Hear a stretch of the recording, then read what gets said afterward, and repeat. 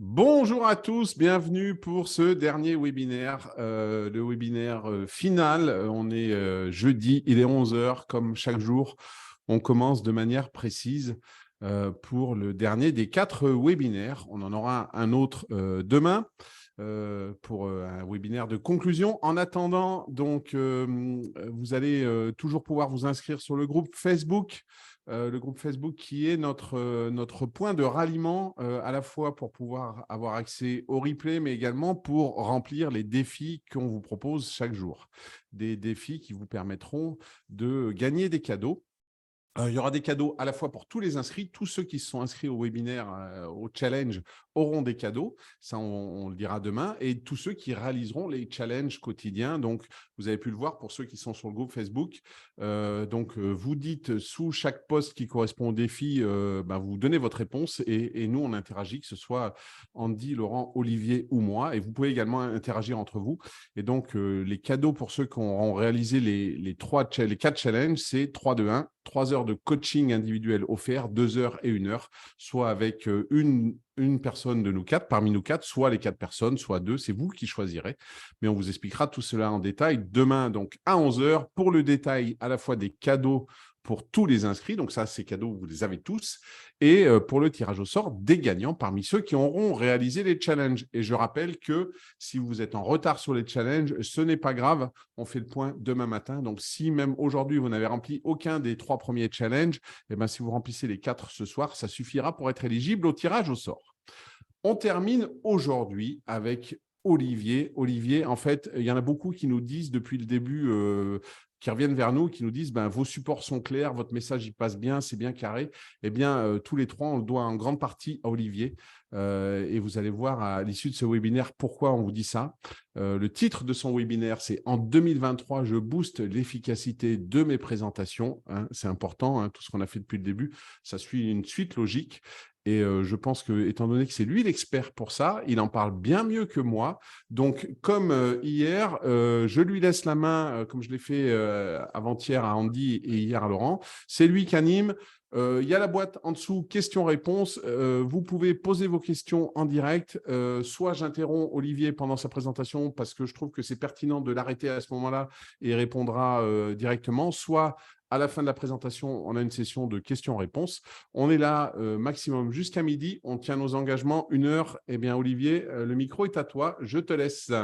Super. Écoute, un grand merci Eric pour ton introduction. Bonjour à tous. Ravi d'être avec vous ce matin, effectivement, pour parler de communication, pour parler de vos supports de présentation. Si vous suivez un petit peu le challenge depuis le début de la semaine, vous avez vu qu'on a parlé d'objectifs, on a parlé de motivation, on a parlé également de stratégie de croissance. Et finalement, quand on regarde un petit peu ces différents aspects, à un moment donné, il va falloir communiquer sur tout ça. Voilà, il va falloir communiquer sur nos objectifs, il va falloir communiquer pour garder le feu sacré, transmettre la motivation, etc. Et puis, quand on a des stratégies de croissance, il va falloir à un moment donné soit communiquer vis-à-vis de ses prospects, de ses clients, de ses partenaires, etc. Et dans la continuité de ce qu'on a vu justement depuis le début de la semaine, l'idée de ce matin, c'est justement de vous aider à mettre, on va dire, un peu d'huile dans les rouages avec votre communication. Alors, la communication, c'est un sujet qui est très, très large.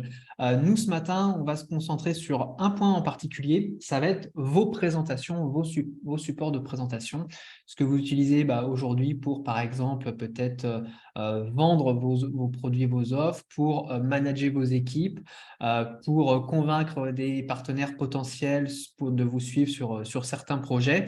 Et voilà, l'idée ce matin, c'est pendant l'heure qui vient de pouvoir vous partager les 4 piliers pour créer des présentations captivantes et persuasives, pour augmenter vos ventes et puis l'impact également de votre communication. Donc concrètement, qu'est-ce qu'on va voir ce matin? Ce matin, je vais vous partager ce que je considère moi comme étant le secret des présentations à fort impact, et vous allez voir, ça n'a rien à voir avec PowerPoint. Voilà. L'idée de ce matin, c'est pas de vous faire un cours de bureautique. Je pense qu'on va aller un cran au-dessus pour vous donner des clés pour vraiment être persuasif avec vos supports de présentation.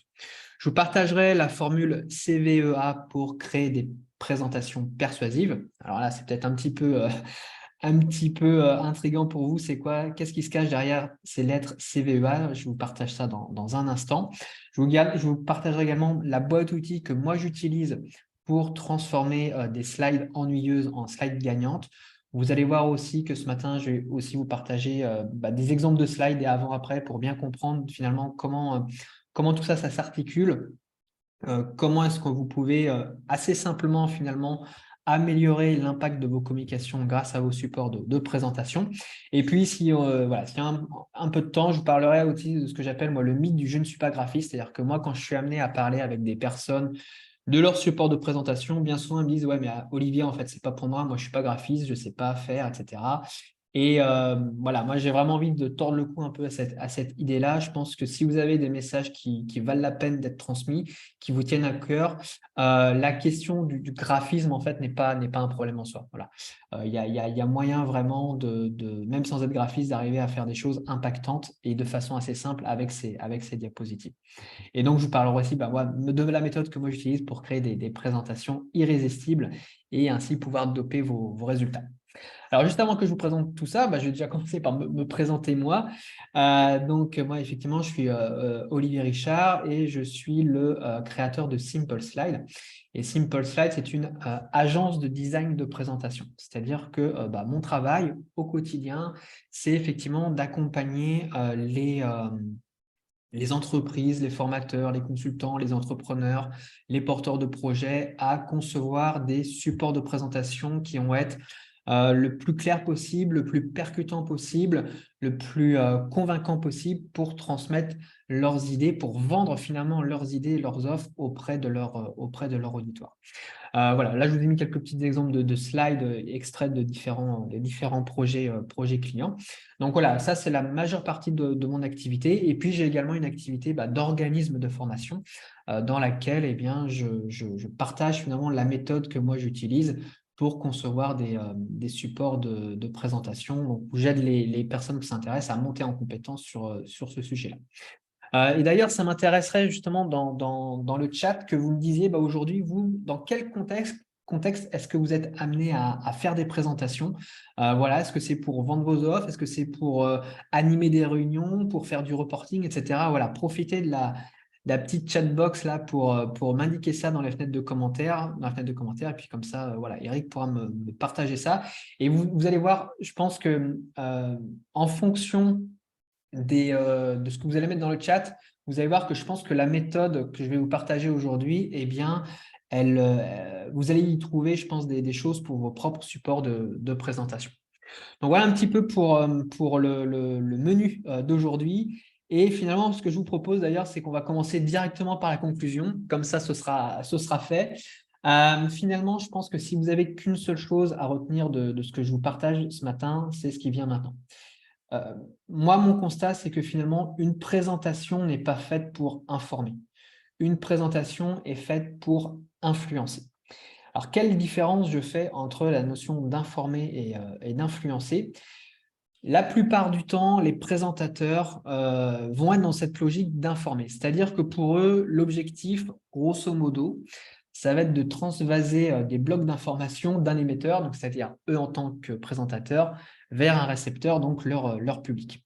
Et quand je dis essayer, c'est vraiment le cas, parce que vous savez comme moi, et je pense que vous avez déjà fait l'expérience, c'est entre finalement le message qu'on a en tête, la façon dont on le dit à notre auditoire, la façon dont l'auditoire le comprend, le retient, le mémorise et finalement ce qu'il en retient, il y a à chaque fois de la déperdition d'informations sur chacune de ces étapes-là. Voilà. Donc, transmettre de l'information, c'est bien, mais finalement, ça va être insuffisant si votre objectif, c'est vraiment d'arriver à capter l'attention de votre auditoire et à l'influencer. Et c'est là où j'aime bien cette logique finalement d'influencer, c'est-à-dire que là, on va changer un peu de posture mentale dans la manière dont on réfléchit à notre support de présentation. Et là, on va chercher à utiliser les leviers de persuasion pour faire passer l'auditoire à l'action dans un esprit gagnant-gagnant. Voilà. Et c'est ce que je vais vous démontrer là dans les minutes qui viennent avec des exemples, que quand je parle de levier de persuasion, alors c'est pas des, comment dire, l'idée, c'est pas de manipuler l'auditoire, il faut que ça reste gagnant-gagnant, c'est-à-dire que vous, en tant que présentateur, vous avez un intérêt à ce que l'auditoire passe à l'action et c'est bon pour l'auditoire de passer à l'action. Et ces leviers de persuasion, ce qui est génial, c'est que rien qu'avec votre support de présentation, vous avez plein de possibilités d'arriver à mieux faire passer votre message. Et moi, en travaillant sur le sujet, hein, je vous ai dit, je fais pas mal de présentations pour mes clients.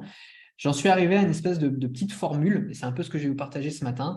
C'est ce que j'ai appelé les 4 piliers pour créer des présentations persuasives. Et cette formule, c'est ce que j'appelle la formule CVEA. Donc, vous voyez, ça ressemble un petit peu à une espèce de formule mathématique comme ça, où on va additionner un certain nombre d'ingrédients, le C, le V plus le A, le C, le V plus le E pour arriver au A. Et finalement, qu'est-ce que c'est que le A? Finalement, qu'est-ce qu'on veut faire avec nos présentations quand on est amené à prendre la parole en public? Et ben, c'est tout simplement de faire en sorte finalement que les gens passent à l'action. La seule et unique finalité finalement de votre support de présentation, ça doit être ça, ça doit être de contribuer à ce que les gens passent à l'action par rapport à ce que vous voulez qu'ils fassent pour votre présentation. Et du coup, Olivier, par rapport à la question que tu avais posée dans Ouais. le chat, pour les actions qu'ils doivent faire, les réponses qu'on a aujourd'hui, donc il y en a beaucoup, c'est vendre leurs offres. Hein, donc, Ok. l'action, ça va être que ceux qui écoutent les présentations achètent. Et il y a aussi animer soit des temps d'échange, soit des présentations, des formations. Voilà, Ok. voilà, par rapport à la question que tu avais posée, les réponses que nos auditeurs ont pu nous donner ce matin pour l'instant. Parfait. Oui, oui, bah voilà, je pense qu'on est dans les deux grands sujets, c'est-à-dire euh, avoir un support pour vendre ses prestations, vendre ses offres, vendre ses produits, puis aussi avoir des supports pour effectivement animer une équipe, passer de l'information auprès d'autres interlocuteurs. Et je reviens sur ça, c'est d'avoir cette vision claire finalement sur qu'est-ce que vous voulez que les gens fassent à la fin de votre présentation. Et finalement, moi, je me suis aperçu au fil du temps que cette chose qui peut paraître évidente comme ça n'était pas évidente pour tout le monde. C'est-à-dire qu'il y a beaucoup de personnes qui faisaient de l'information parce que dans cette logique de devoir passer de l'information. Euh, Là, c'est vraiment, à mon avis, crucial que vous ayez une vision claire de qu'est-ce que vous voulez que les gens fassent à la fin de votre présentation.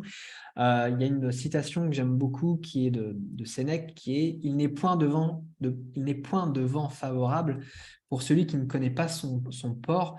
Et cette citation, bah, elle est vraie pour les supports de présentation et je pense qu'elle est vraie d'une façon générale dans pas mal d'aspects de la vie.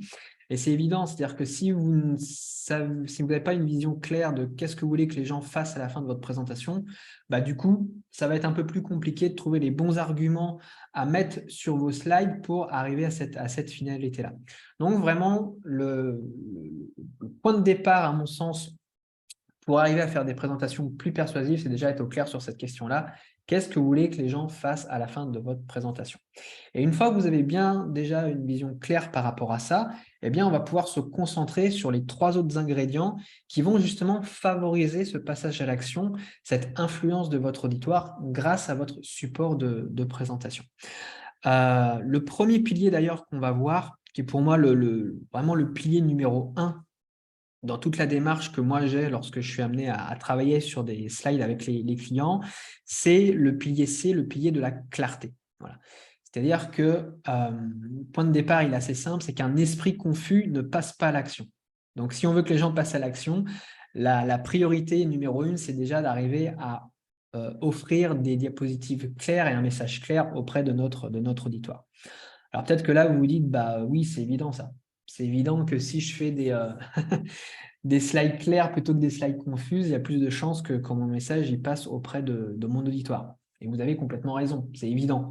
Maintenant, je vous pose la question, c'est finalement, si c'est si évident que ça, pourquoi est-ce qu'on n'est pas submergé chaque jour de présentations claires, attractives et efficaces?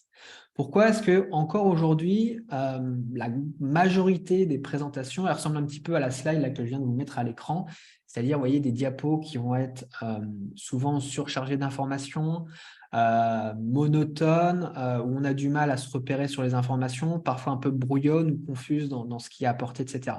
Pourquoi est-ce que finalement, on est tous convaincus que c'est plus efficace d'être clair? On n'arrive pas à arriver à ce niveau de clarté lorsqu'on doit passer nos informations avec nos diapositives. Moi, je vous partage juste ma petite théorie sur le sujet. Je crois que finalement, pourquoi est-ce qu'on a des présentations qui ratent si souvent leur cible? C'est que bien, la majorité des présentateurs ignorent une chose, et cette chose, c'est ça. C'est tout simplement comment est-ce que le cerveau de votre auditoire traite, assimile et mémorise l'information. Et ça, pour moi, c'est vraiment un fil conducteur que je suis et que après j'ai rendu de façon assez pragmatique pour concevoir les slides. Je vous rassure, on ne va pas faire un grand cours de neurosciences ce matin parce que déjà on n'a pas le temps et puis surtout parce que j'en serais complètement incapable. Mais en tout cas, avoir présent à l'esprit quelques notions sur comment est-ce que le cerveau finalement il aime recevoir l'information, c'est hyper utile. Et c'est là où on s'aperçoit que la façon traditionnelle dont on fait nos slides est complètement contre-productive justement par rapport à ça. Simplement pour illustrer ça avec une métaphore et sur un point en particulier, c'est ce que j'appelle moi l'analogie du verre d'eau. C'est-à-dire finalement imaginer l'idée de base, c'est de se dire que notre cerveau ne peut ingurgiter et assimiler indéfiniment de nouvelles informations. Imaginez que ce verre d'eau que je vous ai mis ici à l'écran représente finalement ce que le cerveau de votre auditoire peut absorber. Le problème qu'on a très souvent avec les présentations, c'est que les présentateurs, ils veulent verser 3 bouteilles d'eau dans le verre. Voilà. Donc, vous voyez bien qu'à un moment donné, ça ne peut pas fonctionner. Quand le verre il est plein, il est plein.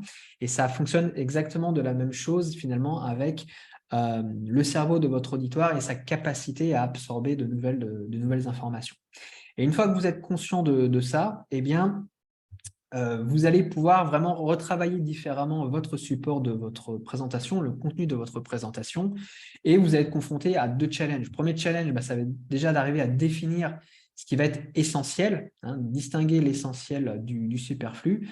Et une fois que vous avez défini ce qui est essentiel, il y a un deuxième challenge qui se pose à nous et qui est souvent le plus compliqué, justement, c'est de éliminer ce qui n'est pas essentiel, c'est-à-dire vraiment de retirer de notre discours, de nos diapositives, ce qui est intéressant, mais ce qui n'est pas crucial finalement dans le message qu'on a à faire passer. Voilà. Pour vraiment arriver à respecter cette notion de verre d'eau là que je vous ai montré, c'est-à-dire que à un moment donné, le cerveau de votre auditoire, il sature. Voilà. Et c'est pas lié, comment dire, aux capacités intellectuelles des gens qui sont en face de vous. On est tous soumis à ça. Voilà, on est tous soumis qu'à un moment donné, on ne peut pas absorber indéfiniment de nouvelles informations. Donc, la clarté, c'est avant tout faire des choix, arriver à faire des choix clairs entre ce que vous allez montrer à votre auditoire et ce que vous décidez de ne pas montrer à votre auditoire. Voilà. Et ce que vous décidez de ne pas montrer à votre auditoire, rassurez-vous, il y aura toujours une possibilité pour vous d'en reparler, soit pendant les sessions de questions-réponses, soit en interagissant avec votre auditoire. C'est jamais vraiment perdu. Mais vous avez besoin de vous concentrer sur l'essentiel pour faire en sorte d'avoir le maximum d'impact finalement avec votre support de présentation. Voilà, donc une fois que j'ai dit ça, concrètement, comment est-ce qu'on fait pour avoir des slides plus clairs et bénéficier de cet effet-là pour nos supports de presse?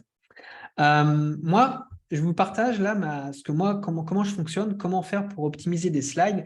C'est ce que j'appelle la boîte à outils de la clarté. Voilà, donc moi, c'est une espèce de petite boîte à outils là, comme ça, que je me suis fabriquée au fil du temps et qui va venir simplement se composer de 4 outils, de 4 étapes. Vous voyez aussi un peu comme une checklist que vous allez pouvoir utiliser pour soit créer de nouvelles slides, si vous avez besoin de faire une nouvelle présentation, ou soit peut-être pour passer en revue des slides que vous utilisez actuellement de façon un peu récurrente et qui nécessiteraient d'être plus claires, d'être plus impactantes pour arriver à mieux faire passer vos messages. Typiquement, par exemple, pourquoi pas un support de formation, pourquoi pas une présentation commerciale qu'aujourd'hui vous utilisez de façon récurrente lors de vos rendez-vous clients. Et donc, ces 4 étapes-là, ces 4 outils que moi j'utilise, je vous les cite là, puis après je vous montre des exemples. Le premier outil, c'est couper, c'est-à-dire qu'est-ce que je vais supprimer sur mes diapos pour les rendre plus dynamiques, plus nerveuses, plus nettes, plus directes. Ensuite, comment est-ce que je vais structurer mes diapositives pour que visuellement, au premier coup d'œil, mon auditoire comprenne là où je veux l'emmener. Voilà, donc ça, je vais vous montrer également des exemples par rapport à ça. Ensuite, troisième outil que je vais utiliser, c'est l'outil montrer. C'est-à-dire que là, il y a plein d'études qui ont été menées sur le sujet que le sens visuel est vraiment parmi nos 5 sens, le sens visuel est le sens le plus puissant. Et c'est là où je vous parlais de persuasion et que les supports de présentation, c'était génial pour ça, c'est que vous allez vraiment pouvoir vous emparer du pouvoir du visuel sur vos diapositives et complètement démultiplier finalement l'impact de vos messages simplement grâce à cet outil-là. Pareil, je vais vous montrer quelques exemples tout à l'heure. Et enfin, quatrième outil que moi j'utilise, c'est sur mes diapositives, qu'est-ce que je vais différencier pour mettre en valeur certains aspects de mon message sur mes diapositives. Donc là, vous avez vraiment sous les yeux la méthode que moi j'utilise de façon systématique lorsque je suis amené à refondre des présentations pour des clients ou à concevoir de nouvelles présentations, soit pour des clients ou même soit pour moi-même dans le cadre de mes activités. Et ça marche quel que soit le logiciel de présentation que vous utilisez. Que vous soyez sur PowerPoint, sur Google Slides, sur Keynote, sur Canva, ce n'est pas une question d'outils, c'est une question de comprendre les principes qui fonctionnent pour faire des slides plus efficaces. Je vous montre un petit exemple ici qui est extrait. Alors, tous les exemples que je vous montre, c'est extrait de slides que j'ai fait pour des clients, en fait. Pour vous donner juste un petit peu le contexte de cette diapositive-là, c'est une diapositive qui est extraite d'une présentation commerciale. Donc là, ce que vous voyez à l'écran, c'est une personne qui produit des podcasts et qui fait du sponsoring en fait sur ces podcasts-là. Donc, elle a besoin de présenter son podcast à des partenaires potentiels pour qu'ils mettent du sponsoring dessus, qu'ils fassent de la publicité dessus. Donc là, je vous extrais une diapositive de la présentation générale. Et l'idée, c'est pas tant de regarder le fond, mais c'est de voir sur la forme comment est-ce qu'on va pouvoir justement optimiser l'impact, la clarté de cette diapositive. Donc, ce qu'on va faire, c'est qu'on va prendre notre petite boîte à outils de la clarté là, que je viens de vous présenter, et puis on va passer en revue chacune des étapes. Donc, première étape, couper. Finalement, quand je regarde cette diapositive-là, qu'est-ce que je vais pouvoir couper, qu'est-ce que je vais pouvoir supprimer sur cette diapo-là pour la rendre plus claire et plus dynamique. Là, concrètement, je ne sais pas ce que vous en pensez, mais moi, je pense qu'il y a des parties de texte ici qui peuvent complètement être supprimées, qui sont un peu accessoires et qu'on peut resserrer un petit peu tout ça. Structurer, là, c'est intéressant. Je pense que cette structure de diapo, vous avez déjà dû en voir des centaines et des centaines. C'est-à-dire qu'on a le titre en haut, la liste à puces, la photo dans un coin, et voilà. Et ça, c'est une structure qui est extrêmement classique. Nous, la question qu'on va se poser, c'est est-ce qu'il n'y a pas un moyen quand même visuellement de rendre ça plus clair et plus attractif pour notre auditoire, simplement en changeant la disposition de la diapositive. Ensuite, montrer, là, c'est pas mal, je trouve, déjà sur cette diapo-là, je trouve que c'est un des points positifs de cette diapo, c'est qu'on a une photo, on a la personne qui est en situation, donc on comprend quand même à peu près de quoi veut nous parler cette diapositive. Et différencier, qu'est-ce qu'on va pouvoir mettre en avant sur cette diapositive-là pour faire ressortir certains éléments. Donc voilà, là, on a fait un peu notre diagnostic, on a pris notre petite boîte à outils, puis on a passé en revue ces différents éléments-là. Et donc là, je vais vous montrer un après en vous faisant ce petit avertissement-là, en fait, c'est que c'est une suggestion, je pense, parmi des centaines de suggestions possibles. Voilà, moi, c'est comme ça que j'ai réinterprété la diapositive, mais il y aurait plein de façons différentes de réinterpréter la diapo. Donc, nous, le après, sur quoi on est parti là-dessus. C'est-à-dire que vous voyez, en fait, ici, si je reprends ma petite boîte à outils, on a coupé pas mal de texte pour vraiment garder l'essentiel. On a structuré différemment la diapositive, notamment, vous voyez ici, en utilisant des blocs comme ça, plutôt qu'une liste à puces. Voilà, quelque chose de plus que l'œil va mieux comprendre plus facilement. Montrer, donc on a simplement remis ici un visuel qui illustre davantage un podcast, voilà, pour l'auditoire. Même si la photo d'avant était très bien, je pense qu'on aurait pu conserver la photo d'avant, mais là c'est encore plus tangible, on va dire, pour l'auditoire. Et retenez bien ce mot de tangible. Et puis différencier, c'est-à-dire là on a mis, en jouant sur les couleurs, sur les grosseurs de texte, etc., on a mis en avant les chiffres clés. C'est-à-dire que sur la diapo précédente, finalement, on nous parlait de chiffres clés, mais la façon dont étaient présentées les informations, on avait un peu du mal à comprendre ça au premier coup d'œil. Alors que là, je pense que malgré tout, on comprend davantage les choses, et n'hésitez pas à nous donner votre feedback dans le chat par rapport à ça, si ça vous paraît plus pertinent ou pas, cette nouvelle disposition. Mais vous voyez ici, on a pris nos outils et puis on a passé ça en revue. Voilà. Alors, il y a aussi un autre aspect sur cette diapositive, on en reparlera tout à l'heure, c'est comment dire le style graphique, le design de cette diapositive.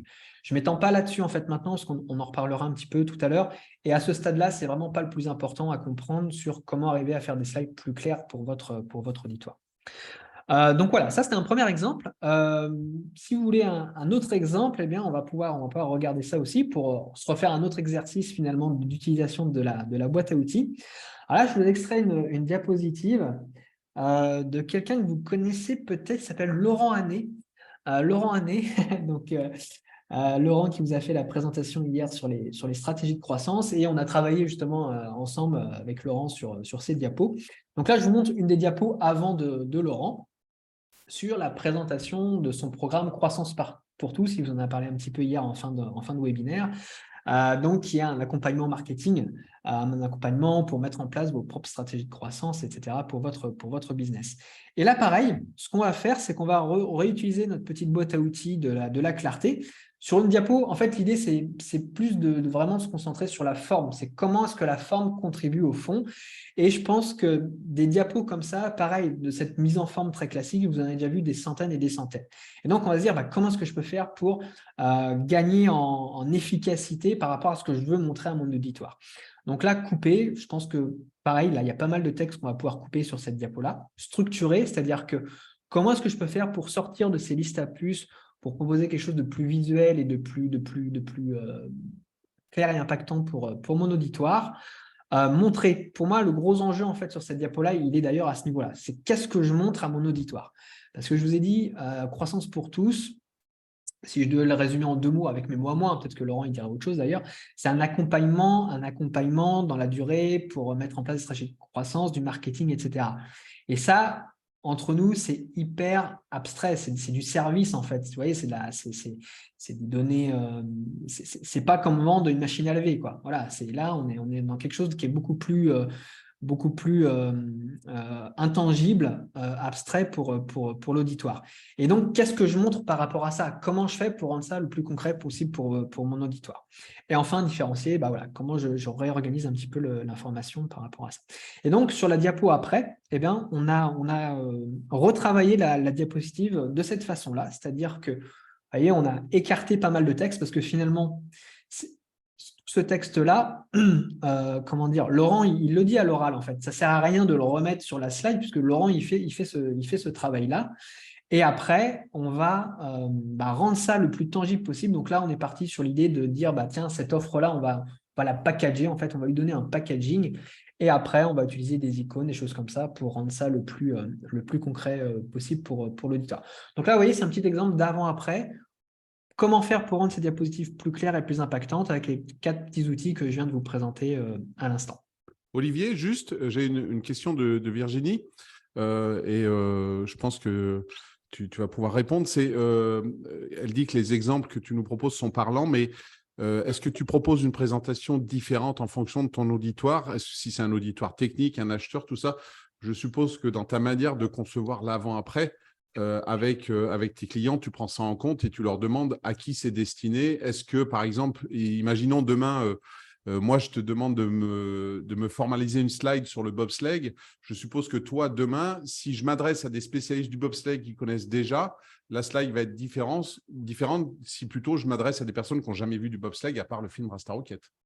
Oui, tout à fait. Ah ouais. Oui, bien entendu. C'est vrai que la priorité, une des choses très importantes pour que votre message passe le mieux possible, c'est déjà d'avoir une bonne connaissance de votre auditoire et finalement d'essayer d'anticiper un peu quel est son niveau de connaissance par rapport à ce que vous allez leur présenter avec votre présentation. Mais après, je dirais, une fois que ça, vous êtes clair par rapport à ça, c'est-à-dire est-ce que vous êtes plus ou moins technique par rapport à l'auditoire à laquelle vous allez vous adresser, les principes que je vous présente pour quand même arriver à faire des slides les plus clairs possibles, ça fonctionne. C'est-à-dire que vous aurez quand même besoin de couper des éléments, de structurer visuellement vos diapositives, de leur montrer concrètement ce dont vous avez besoin de leur parler, etc. C'est-à-dire que quel que soit le niveau d'expertise de votre audience, je pense que le fait d'avoir des diapositives claires, c'est valable pour tout le monde. Ce n'est pas parce que votre auditoire il est ultra technique et ultra calé que vous allez les bombarder de slides liste à puce. Parce que ce qu'on a vu, c'est comment est-ce que le cerveau de votre auditoire, il aime recevoir l'information. Et qu'il soit un spécialiste ou un débutant, ça fonctionne finalement de la même façon. Voilà la petite réponse que je pouvais apporter là-dessus. Merci Olivier, c'est très clair. Je te laisse continuer. Ça marche. Donc, vous voyez ici, on a vu le premier pilier qui est pour moi le plus important dans l'ordre. Là, c'est vraiment le pilier de la clarté. C'est-à-dire que si vous n'avez pas la clarté, ça ne sert à rien qu'on voit les deux autres piliers suivants parce que vous n'aurez pas l'effet escompté en fait, avec votre support de présentation. Donc, on a vu le pilier C pour la clarté. Maintenant, on va s'intéresser à la lettre V. V comme la valeur perçue. Alors ça, c'est une notion que je trouve qui est très, très intéressante. C'est la valeur perçue de votre message. C'est-à-dire que vous le vouliez ou non, la façon dont vous allez passer votre information, eh bien, les membres de votre auditoire vont en avoir une certaine perception. C'est-à-dire qu'une même information présentée de deux façons différentes va avoir un impact différent dans l'esprit de votre auditoire. Voilà. L'idée, c'est de se dire, justement, grâce à vos slides, vous avez une opportunité absolument géniale d'arriver à augmenter finalement la valeur perçue des messages que vous présentez auprès de votre auditoire. On va prendre un exemple pour être au plus clair possible avec ce que je veux vous partager sur ce sujet-là. Là, vous voyez, je vous ai mis à l'exemple une diapositive qui est un peu la diapositive ultra basique. Voilà, c'est-à-dire que là, on a fait un copier-coller de Word, grosso modo. Et bien souvent, c'est comme ça quand on regarde certaines présentations. Et donc, si on reprend un petit peu la formule CVEA que je suis en train de vous partager, la première question qu'on va se poser, c'est comment déjà est-ce que je peux arriver à rendre ce contenu-là plus clair pour mon auditoire? Donc, notamment, comment est-ce que je peux structurer un petit peu mieux visuellement ma diapositive pour être un peu plus clair sur ce que j'ai à lui partager. Donc, une première, on va dire, itération et amélioration qu'on pourra apporter sur notre diapositive, c'est de réorganiser un petit peu tout ça pour rendre ça un peu plus visuel avec pourquoi pas des blocs de cette façon-là. Voilà. Donc, ce n'est pas foufou en termes de transformation, mais c'est quand même déjà mieux que la diapo 100% liste à puce que je vous ai présentée précédemment. Donc là, on va dire les informations, elles y sont. Voilà. Si vous animez les différentes parties de votre diapositive, vous pouvez à peu près vous en tirer. Maintenant, la question qu'on va se poser, c'est finalement cette information, cette expertise finalement que vous partagez avec votre auditoire, comment je peux faire pour que moi, en tant que présentateur, l'auditoire en ait une perception qui soit plus élevée, qui se dise « Ok, ouais, là, je comprends beaucoup mieux et l'information est amenée à un certain niveau qui fait qu'elle est beaucoup mieux valorisée finalement et donc qu'elle a une valeur perçue qui va être plus importante pour votre auditoire. » Eh bien, on va retravailler pareil sur le design, c'est-à-dire qu'on va reprendre notre diapo, on va retravailler davantage le design de façon à pouvoir proposer quelque chose qui va être plus, on va dire, plus qualitatif en termes de slides que vous affichez pour votre auditoire. Donc là, pareil, je vous ouvre une petite parenthèse. Toutes les slides que je vous partage là, c'est fait avec PowerPoint. Hein, donc, juste pour dire aussi qu'on peut faire des choses quand même assez intéressantes avec le logiciel. Et en tout cas, l'idée sous-jacente, c'est de se dire finalement, vous allez avoir différents niveaux pour vendre vos idées. Vous allez avoir le niveau ultra basique où vous allez simplement identifier vos idées, puis vous allez mettre ça sur votre diapositive. Vous allez avoir un deuxième niveau où vous allez essayer de rendre vos idées plus visuelles, ou pourquoi pas avec des schémas, des images, des choses comme ça. Et puis, vous allez avoir cette troisième étape où vous allez vraiment augmenter la valeur perçue de votre propos. Et moi, je sais que quand j'ai des clients qui me contactent pour que je les aide à travailler sur leur support de présentation, ce qu'ils veulent obtenir, c'est notamment ça, en fait. C'est d'arriver à ce qu'ils aient cette valeur perçue qui soit tout de suite identifiable grâce à leur support de présentation. Donc voilà. Et puis, ça joue du point de vue de l'extérieur, hein, mais ça joue aussi sur la façon dont vous partagez vos messages. Hein, très simplement, si vous êtes dans le public, laquelle des deux slides allez-vous préférer qu'on vous affiche? Celle de gauche ou celle de droite? Voilà. Et si vous êtes le présentateur, avec laquelle des deux slides allez-vous préférer travailler? Est-ce que vous allez préférer travailler avec la slide de gauche ou avec la slide de droite? Voilà. Donc, vous voyez, ça joue de façon… ça vous facilite la vie à plein de niveaux, en fait, le fait de travailler sur cette valeur perçue. Quelques autres petits exemples pour un peu étayer cette notion de valeur perçue et la rendre la plus, on va dire, concrète pour vous dans votre esprit. Donc, un premier exemple, pareil, qui est issu d'un autre dossier client. Pour vous donner le contexte, donc c'était là,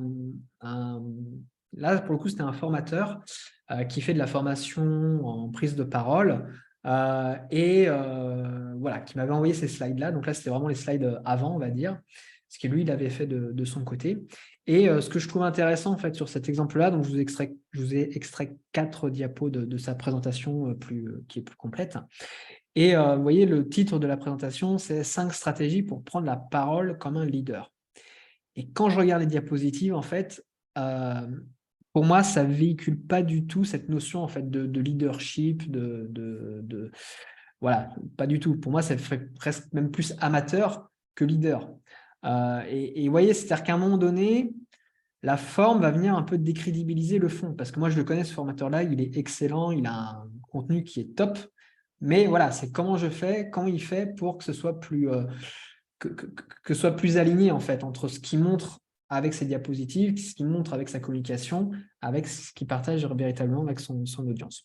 Donc là, ce qu'on a fait, c'est qu'on a pareil, on a retravaillé sur cette notion de valeur perçue. Donc on n'a pas changé le contenu, mais on a un peu changé la forme et on est notamment parti, vous voyez, sur cette façon de présenter l'information avec un design, on va dire, qui va être un peu plus haut de gamme, voilà, qui va mieux, en tout cas, être plus cohérent avec cette notion de prendre la parole comme un leader. Donc voilà un exemple par rapport à ça. Si je vous prends un autre exemple, pareil, donc là, c'est une diapo qui est issue là, c'est une conférencière,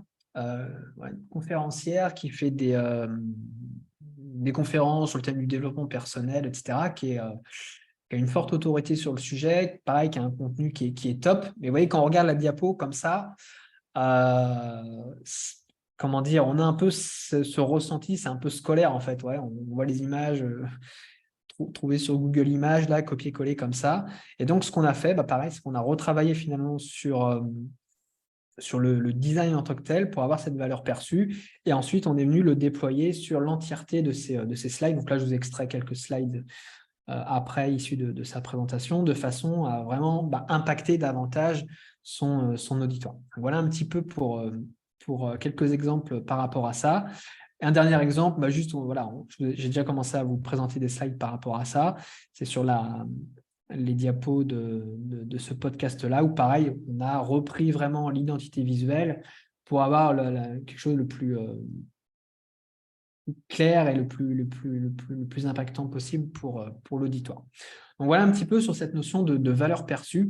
Donc c'est-à-dire comment est-ce que finalement la forme va contribuer au fond et va contribuer à augmenter, à avoir une meilleure perception de votre auditoire de ce que vous lui partagez.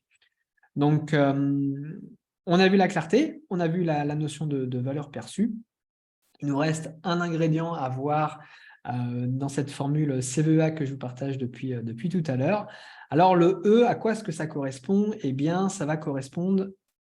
Tu as une petite question, Eric, avant que j'entame sur le E? Exactement. Sur la valeur perçue, une question d'Henri qui nous dit « Le contraste des couleurs semble révéler une importance capitale pour augmenter la valeur perçue, correcte ou pas ?» Alors, oui, Henri soulève un point très, très intéressant. C'est le mot qu'il a utilisé, c'est la notion de contraste.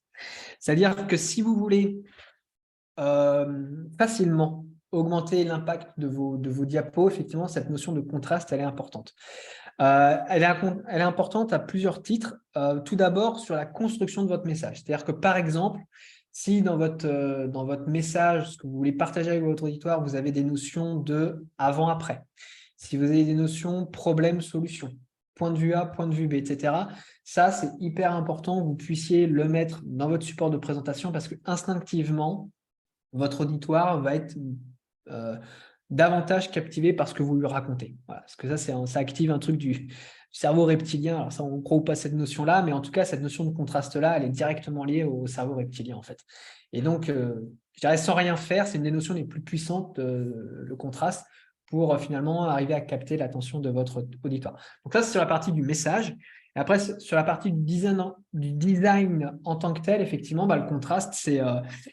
Contraste, comment est-ce que vous pouvez mettre du contraste sur vos diapositives? Vous jouez sur les couleurs, effectivement, il en a parlé, Henri, sur la forme, sur la taille. Et quand vous amalgamez un peu tout ça, c'est là où vous créez de la hiérarchie visuelle et donc davantage de clarté avec vos slides. OK pour ça? Oui, il y a Andy qui Oui. a une remarque également. Oui, une question, une remarque. Effectivement, Olivier, tu nous as montré les 4 outils qui permettent de clarifier le message, première étape. Je me dis en t'écoutant que ces 4 outils sont tout à fait valables sur du texte aussi. C'est-à-dire que de l'écriture, quand on a un message à faire, un mail ou quoi que ce soit, une présentation de son offre, même si on n'a pas le visuel, les 4 outils découpés, enfin que tu as présentés, finalement, c'est presque des filtres de relecture qu'on peut appliquer aussi sur du texte. Oui, pourquoi pas, effectivement, ouais, pour rendre son propos. Ouais. Alors, la partie montrée, on l'aura un peu moins, ou à moins qu'on parte sur du texte où on rajoute des métaphores, des choses comme ça. Mais effectivement, sur la partie coupée, ça c'est clair. Structuré, oui, si vous utilisez des structures, un peu des façons de structurer votre message avec des paragraphes bien spécifiques, on va dire. Donc, ouais, ça peut effectivement aussi fonctionner. Ouais, ouais. Et ce que je trouve intéressant, justement, c'est ça. C'est de rajouter cet aspect montré, parce que c'est vraiment ça qui fait la différence, je trouve, avec vos diapositives. C'est-à-dire que vraiment de prendre ce que j'appelle ça, ce pouvoir du visuel, qu'est-ce que vous montrez à votre auditoire, et c'est ça je trouve qui fait vraiment la différence sur les présentations. D'ailleurs, oui. Pardon, hein. Sur ce sujet-là, Olivier, les écrivains montrent plutôt que de décrire. Enfin, ils ne vont pas dire il fait froid ou il fait nuit. Ils vont dire la lune se reflète sur l'étang, blablabla. Mais c'est beaucoup plus long. Et du coup, ça nuit à l'efficacité du message. Ça va pour un roman, ça ne va pas pour une formation ou pour du commerce. Alors que l'utilisation de l'image telle que tu vas le démontrer, qui permet d'aller chercher de la valeur perçue, est beaucoup plus rapide et beaucoup plus efficace. Et c'est ça que je trouve très intéressant dans ton approche, c'est que c'est vraiment du copywriting visuel, en fait. C'est l'idée, ouais. C'est l'idée. La formule est pas mal. Mais en tout cas, effectivement, c'est de s'approcher de ça. C'est comment j'utilise les leviers de persuasion sur mes diapositives pour me démarquer, pour être le plus clair et plus percutant possible. Ouais. Merci, on te laisse continuer, Olivier, puis on reviendra si on a d'autres questions. Ouais, ça marche. Merci en tout cas pour ces questions et ces commentaires. Donc, on a vu la clarté, on a vu la valeur perçue. Donc, il nous reste notre lettre E. Vous dites depuis tout à l'heure, hein, qu'est-ce qui se cache derrière la lettre E? Pour arriver à créer des présentations plus persuasives qui font passer les gens à l'action, et bien à un moment donné, il va falloir que vous injectiez de l'émotionnel, de l'émotion dans vos supports de présentation. Donc ça, je sais que c'est un gros challenge pour beaucoup de personnes. Si on fait simplement le petit point sur aujourd'hui les présentations actuelles, grosso modo, quand vous regardez des diapositives, vous allez avoir une très, très grande majorité du contenu qui va plutôt être orienté sur du contenu, on va dire, très rationnel, des chiffres, du texte, des éléments, des arguments, enfin voilà, des graphiques, etc., etc. Et finalement, très, très peu sur de l'émotionnel. Et ça, c'est vraiment quelque chose que je vous invite peut-être un petit peu à réinterroger si vous faites un peu le même constat sur vos supports de présentation. Parce que, in fine, qu'est-ce qui fait que les gens vont passer à l'action? Ça va être des raisons émotionnelles, en fait. Ça va être des leviers émotionnels qui vont faire que les gens passent à l'action. Et après, on va venir rationaliser avec justement des arguments rationnels, etc. Mais voilà, qu'est-ce qui fait qu'on passe à l'action? C'est avant tout des arguments émotionnels. Peut-être que là, vous dites, ouais, effectivement, je comprends l'intention, c'est mieux s'il y a des émotions, etc. Mais en fait, moi, ce n'est pas possible pour moi. Parce que moi, je ne sais pas quoi, je suis peut-être formateur, je sais pas, je travaille dans un cabinet d'avocats ou je suis formateur sur la sécurité au travail ou je vends des offres très complexes ou rébarbatives, etc. Et moi, je vois pas trop comment ajouter de l'émotionnel dans mon support de présentation. Alors déjà, vous l'ajoutez plus dans votre discours et puis après, vous voyez comment vous pouvez mettre ça, utiliser vos slides pour encore renforcer cet aspect-là. Moi, ce que je vous propose justement pour peut-être vous challenger un petit peu sur cette question de l'émotionnel, qui est clairement, selon moi, la partie la plus compliquée finalement en termes d'ingrédients à ajouter dans son support de présentation, dans sa présentation d'une façon générale. On va faire une petite étude de cas ensemble, si vous voulez bien. On va faire un petit jeu de rôle comme ça. On va imaginer que, par exemple, pendant quelques minutes, vous travaillez dans un organisme de santé publique. Voilà, vous êtes un chargé de communication dans un organisme de santé publique. Donc, c'est-à-dire dont le but, finalement, est de faire de l'information sur des questions de santé voilà, générale et de sensibiliser la population sur un certain nombre d'enjeux de santé. Et dans le cadre de votre travail, il y a vos confrères chercheurs, etc., qui vous ont remis un rapport sur la composition du popcorn. Ouais, ils ont fait un petit rapport là-dessus qui est assez édifiant, qui dit qu'en fait, consommer et manger un peu trop de popcorn, ça peut vraiment être très nuisible pour la santé parce qu'il y a énormément de graisses saturées dans le popcorn et du coup, il y a un enjeu par rapport à ça. Et vous, votre job, en tant que chargé de communication pour cet organisme de santé publique, c'est d'aller faire le tour des lycées et d'aller sensibiliser les lycéens, les étudiants, etc., justement sur les impacts que peuvent avoir le fait de manger un peu trop de popcorn voilà, quand on va au cinéma ou quand on est chez soi, et de faire de la prévention chez les lycéens. Donc dit comme ça, pour moi, c'est à peu près une description de l'enfer, c'est-à-dire d'aller dans des lycées, de faire de la pédagogie sur des questions assez rébarbatives. Et donc, ce qu'on va faire, c'est que voilà, on a un peu notre challenge là, et puis on va voir comment est-ce qu'avec nos diapositives, on peut arriver à mettre un peu plus d'émotionnel en travaillant sur le message, en travaillant sur les slides, etc., etc. Si on part vraiment sur « j'ai aucune notion, je reste dans ma logique informer l'auditoire et que je vais faire mes présentations auprès de mes lycéens dans les salles de classe », on pourra avoir des slides qui ressembleraient un peu à ça. C'est-à-dire qu'on vous communique les informations, vous mettez ça sur vos slides et donc concrètement, vous dites que un sac de popcorn, ça contient 37 grammes de graisses saturées, alors que le ministère de l'Agriculture ou de la Consommation, ce que vous voulez, ou de la Santé, recommande une consommation maximale de 20 grammes par jour. Voilà. Donc ça, si vous voulez, il est possible que ce genre de diapositive, ce genre de message rentre d'un côté et ressortent de l'autre aussi vite auprès de vos étudiants. Voilà. C'est-à-dire que là, finalement, c'est vraiment purement informatif. Si vous demandez aux lycéens 2 jours après ce qu'ils ont retenu de la présentation, je pense que c'est quasiment impossible qu'ils vous ressortent les informations. En fait. Voilà. Ça, ils seront vraiment passés à autre chose.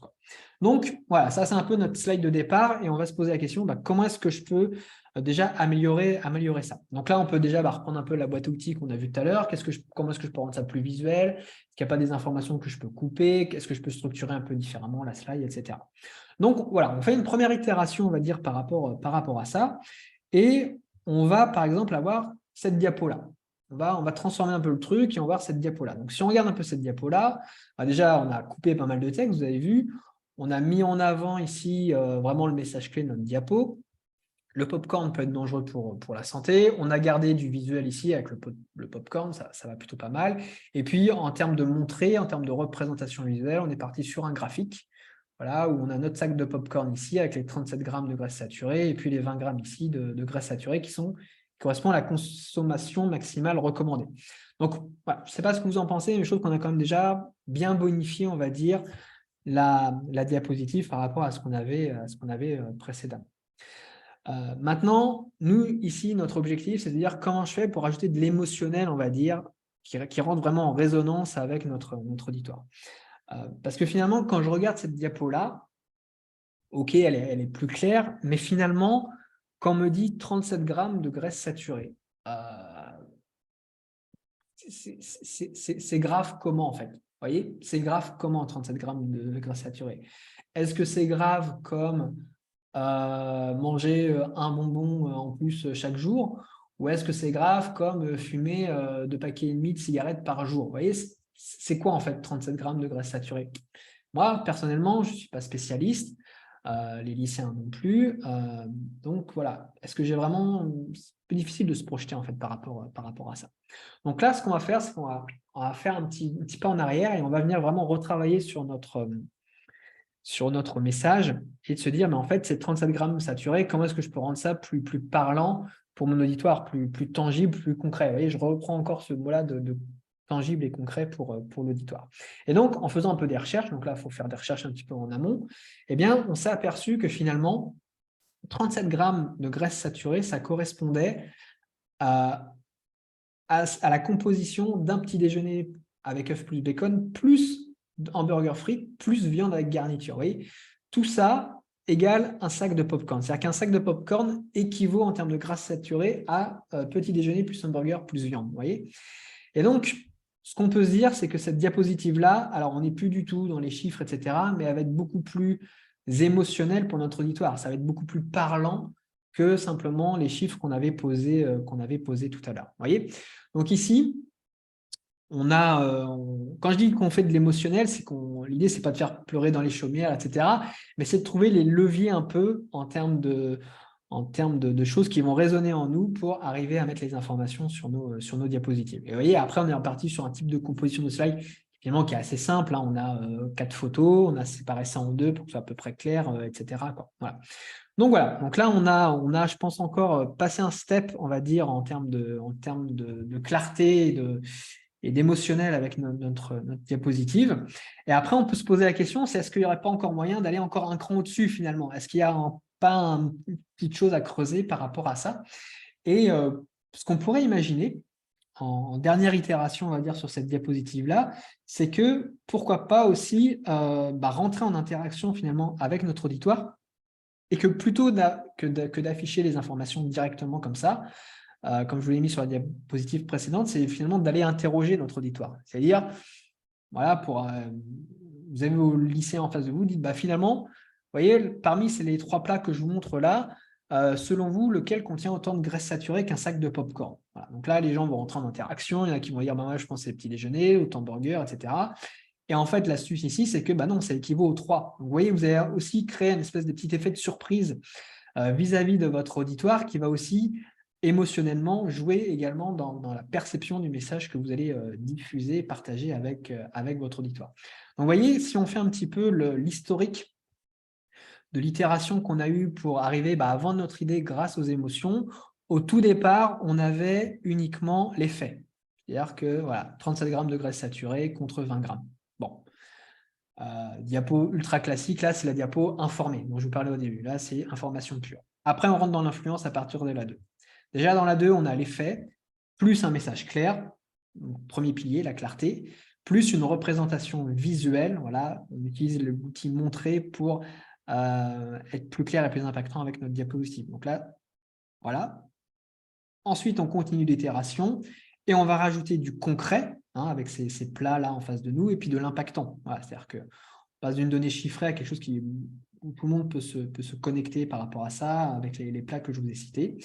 Et enfin, dernière petite possibilité, c'est de rajouter de l'interactif et de l'inattendu avec notre diapositive pour arriver à mieux faire passer notre message. Et simplement pour terminer sur cet aspect-là, là, on a vu un exemple, mais voilà, c'est ça qui est intéressant, c'est finalement, avec vos diapositives, vous allez pouvoir jouer à la fois sur rassurer votre auditoire, plus partie hémisphère gauche du cerveau, donc vous pouvez utiliser des stats, des références, des démonstrations, pourquoi pas, parler de processus, garantie, sécurité, voilà, tout ça, vous pouvez les mettre sur vos diapositives. Et aussi, c'est pas ou en fait, c'est et aussi, rajouter une partie plus émotionnelle en racontant des histoires, en injectant de l'inattendu sur votre présentation, en utilisant des analogies, voilà, ça on pourrait passer 1 heure là-dessus, en rajoutant de l'interactivité, en faisant appel finalement à l'imagination de votre auditoire. Donc l'idée, c'est l'idée que je voulais vous partager avec cette notion d'émotion, c'est pas ou tout blanc ou tout noir, en fait, c'est d'arriver à injecter davantage d'émotionnel dans vos supports de présentation, parce que c'est vraiment ça qui va faire en sorte que les gens passent à l'action. Je termine simplement sur ce qu'on a vu déjà depuis tout à l'heure. Si on récapitule un petit peu, donc ce qu'on a vu jusqu'ici, on a vu cette notion de différence entre informer et influencer. La métaphore du verre d'eau, donc notre cerveau, le cerveau de notre auditoire, voilà, à un moment donné, il sature, donc d'avoir conscience de ça, de définir ce qu'on veut faire, de définir ce qu'on veut que les gens fassent à la fin de notre présentation. On a vu ensemble la petite boîte à outils sur comment on peut optimiser nos diapositives, couper, structurer, montrer, différencier. Je vous ai montré des exemples avant-après. On a parlé de valeur perçue de votre message, comment est-ce qu'on pouvait concrétiser ça sur nos diapositives, et puis ces notions d'émotionnel finalement, avec de jouer sur les deux niveaux, rassurer plus séduire pour arriver à convaincre. Et puis, je vous ai également partagé quelques petits exemples d'avant-après de diapositives. Et voilà, et donc si je refais le tour de piste, ce qu'il faut retenir en tout cas, C'est ces 4 piliers-là que je vous ai partagés. Donc, clarté, valeur perçue, émotion, pour faire passer les gens à l'action. Et justement, mon idée, c'est de vous faire passer à l'action. Donc, le challenge, hein, Eric vous en a parlé. Alors, attends, un petit moment avant, Olivier, j'ai 2-3 questions. Ouais, vas-y, je t'en prie. Puis après, on parle du challenge. Voilà, c'est ça. Il y a Virginie qui nous dit, dans ta présentation, il y a des moments où sur tes slides, tu avais juste une phrase, pas de visuel. Elle demande, c'est quoi l'intention de ce choix et pour quel message? Pour toi, quand tu mets juste la phrase, que tu n'as rien autour, qu'est-ce que tu cherches à faire prendre conscience à ceux qui regardent?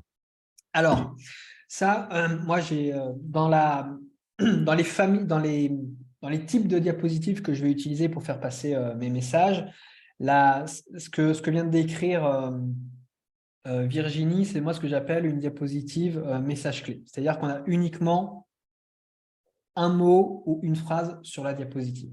Ça, vous allez l'utiliser dans 2 contextes différents. Soit parce que vous voulez impacter votre auditoire.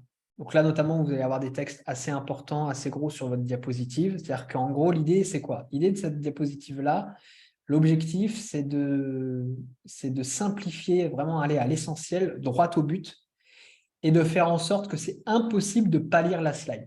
C'est-à-dire que quand bien même vous faites votre présentation, et puis à un moment donné, les gens, je ne sais pas quoi, ils sont sur leur portable, et s'ils lèvent le nez, c'est impossible de ne pas lire, en fait. Voilà. Là, il n'y a plus d'ambiguïté. On va droit au but avec cette diapositive-là. Donc là, on est vraiment dans une intention d'impacter notre auditoire. Et aussi, moi, je vais utiliser ce type de diapositive-là parfois pour articuler mon propos. C'est-à-dire, par exemple, là, je pourrais reprendre des slides que j'ai faites. Par exemple, je vous ai mis à un moment donné, je crois dans mon souvenir, je vous ai mis une phrase, une diapo, il y avait « La majorité des présentateurs ignorent une chose ». Je ne sais pas si vous vous souvenez, c'est un petit peu au début de la présentation. Exactement, oui. Effectivement, là, il n'y a qu'une phrase sur la diapositive. Là, pour moi, l'idée, c'est d'articuler mon propos. C'est-à-dire que moi, en tant que présentateur, je sais que ça me sert de tremplin pour la slide qui va venir derrière. Et si vous vous souvenez, la slide qui est venue derrière, c'était quoi? C'était un cerveau. Voilà. C'est-à-dire que plutôt que tout vous mettre sur une diapositive, je scénarise, entre guillemets, un petit peu mon propos. Et moi, en fait, ça m'aide à me dire, OK, je sais qu'il y a ça qui vient derrière, en fait. Voilà. Donc, je ne le fais pas de façon systématique. C'est un petit peu, voilà, je dose ça un petit peu dans ma présentation. Mais vous voyez, ces diapositives-là, elles vont servir je vous dis, soit pour impacter, où là, le texte va être mis en avant, mis en valeur d'une façon très différente, ou alors pour articuler un petit peu le propos. Voilà. Alors après, merci Olivier. Il y a André qui nous rappelle que le mot émotion vient du latin emovere, Tout qui à fait. signifie mouvement. Ouais. Et donc, c'est vrai que l'émotion, c'est une énergie qui nous met en mouvement et qui nous conduit à l'action. Et c'est ton égal qui est à l'action. Donc, c'est vrai que jouer sur les émotions doit permettre de mettre en action. Et justement, il y a Christelle qui réagit là-dessus et qui dit c'est intéressant, elle compte faire des ateliers. Mais justement, que faire lorsqu'on est trop dans l'émotion? Alors, après… je ne sais pas si tu pourras, s'il y a une réponse pour tous là-dessus. Oui. Mais… Alors, quand j'essaie d'être clair aussi dans mon propos, quand je parle d'émotion, comment dire, l'idée, enfin, je pense que vous l'avez vu avec l'exemple sur le popcorn, voilà. C'est-à-dire que l'idée, c'est que ça rentre en résonance au-delà du pur rationnel, en fait. C'est qu'à un moment donné, voilà, l'idée, c'est pas, je répète, c'est pas de faire pleurer dans les chaumières ou voilà, ou d'avoir des crises d'hystérie, de joie, mais c'est de prendre en compte ça dans votre message.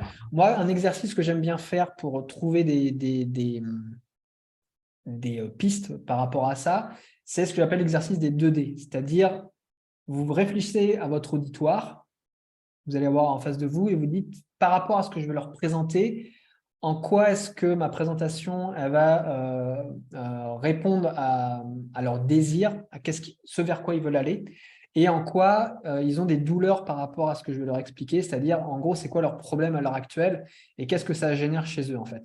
Et rien que le fait de se poser ces 2 questions-là, douleur, désir, ça va vous donner déjà un certain nombre de billes, on va dire, d'arguments pour ensuite pouvoir le transposer sur vos diapositives.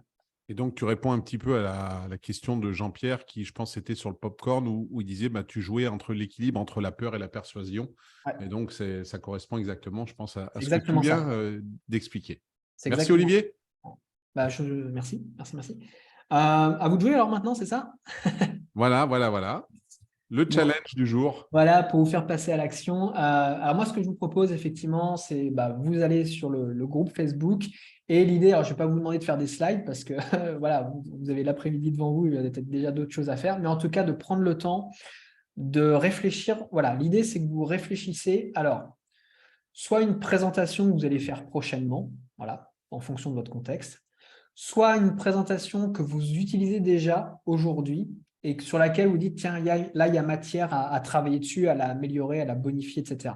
Et donc, simplement, de vous reposer ces deux questions de base-là pour avoir cette clarté-là. Et voilà. Première question, c'est que voulez-vous que les gens fassent à la fin de votre présentation et d'être hyper clair par rapport à ça. Et la deuxième chose, c'est par rapport à votre message, si votre auditoire ne doit retenir qu'une seule chose de votre présentation, c'est quoi en fait? Et pourquoi c'est important? Et rien que le fait de se poser ces questions-là, ce n'est pas une question super évidente. Hein. Vous voyez, il n'y a que deux questions, mais faut quand même cogiter un petit peu dessus. Et je trouve que rien que déjà en ayant les réponses à ces deux questions-là, bien naturellement, en fait, derrière, vous allez pouvoir bâtir une structure, souvent assez simple d'ailleurs, avoir des idées de slides qui vont vous venir en tête, etc., pour construire votre support de présentation et impacter et être persuasif avec votre présentation. Donc voilà un petit peu pour le challenge. Merci en tout cas, Olivier. Il y a, c'est vrai qu'on arrive au bout de l'heure. Oui. Il y a Nadine qui demandait est-ce que Olivier peut revenir sur l'explication du deuxième pilier valeur perçue. Ce que je propose à Nadine, c'est d'interagir sur le groupe Facebook, comme ça, avec peut-être un exemple par rapport à ce qu'elle a elle. Et du coup, tu pourras, toi, prendre le temps de lui répondre directement en commentaire, etc. Ou alors, comme tu l'as dit, je vais poster le post pour le challenge. Et du coup, vous pourrez interagir avec Olivier, même sur les autres posts ou directement. Et puis, voilà, c'est le 4e challenge qui a été donné. Donc, je vous rappelle que le challenge, il est ouvert jusqu'à demain matin pour avoir accès au prix. Merci Olivier, en tout cas, pour ces explications très claires et qui permettent de mieux faire passer le message. C'est l'idée. Et simplement, je veux une petite parenthèse là-dessus, mais je ne veux pas trop qu'on déborde. Je pense que vous avez vu les interventions d'Eric, vous avez vu l'intervention d'Andy, vous avez vu l'intervention de Laurent. Si vous ne les avez pas vus, vous avez les replays pour voir la totale. Chacun, justement, a été dans cette logique-là, je pense, de ne pas vous bombarder de listes à puces, etc., mais vraiment de mettre en valeur chacun des messages qu'il voulait vous faire passer, etc. Parce que voilà, nous, on a voulu être aussi avec BIS Performance dans cette logique-là, de vous apporter aussi de la clarté et puis un peu une preuve par l'exemple, entre guillemets, sur ces notions de slide et voilà, de ce que vous pouvez partager. Voilà. Et voilà, écoutez, c'est pas encore la fin du challenge BIS Performance, puisqu'il reste un webinaire demain, mais qui est juste un webinaire de récompense. On vous présentera les cadeaux que tous les inscrits pourront avoir et on fera le tirage au sort parmi les personnes qui ont participé aux 4 challenges qu'on vous a donnés. Qui se déroule sur Facebook. C'est une des questions qu'on a données. Il faut être sur Facebook pour participer au challenge. Ça permet de l'interaction entre les participants. Je vous rappelle que même si vous n'avez pas fait encore les challenges, vous pouvez tous les faire cet après-midi et vous serez éligible pour demain. Voilà. Merci Olivier, merci Andy, merci Laurent. Je vous souhaite une bonne fin de journée. Rendez-vous très vite sur le groupe Facebook pour l'accès au replay ou par mail. On va vous envoyer aussi par mail. Et puis, je vous dis à demain, 11h. Bonne fin de journée à tous. Bonne journée à tous.